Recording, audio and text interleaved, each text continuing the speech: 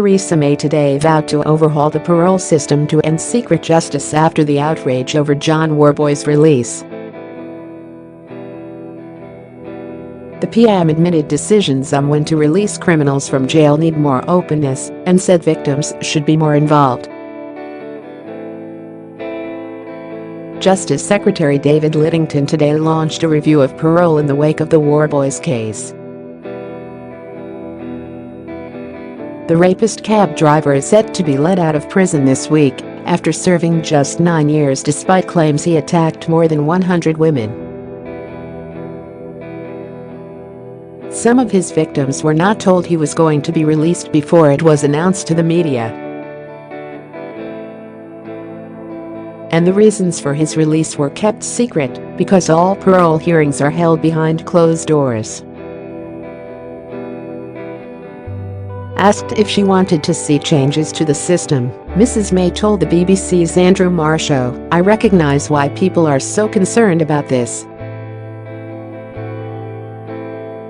Obviously the parole board operates independently, but I think it's right that we as a government are saying that we should look at the question of openness and that we should look at this whole issue too, of how victims are kept in touch with what is happening.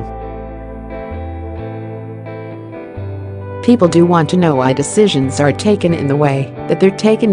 During her first major interview of 2018, the PM also, Mr. Lidington, announced today that he will hold a major review into how parole decisions are made.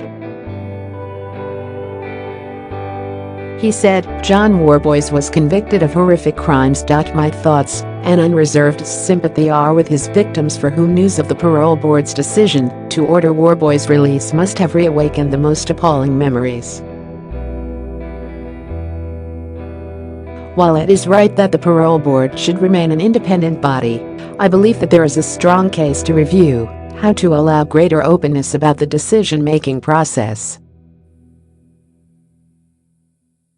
We also need to make sure arrangements across the criminal justice system ensure victims are both heard and, if they wish, kept informed about their case."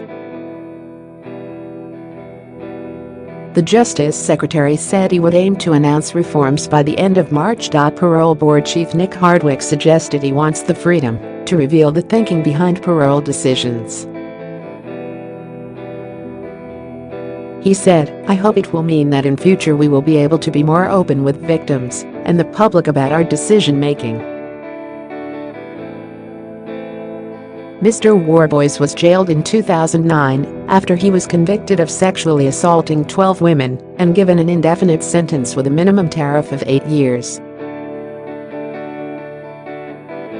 Police and prosecutors chose not to press charges over claims he attacked dozens more women because they thought his sentence would prove long enough.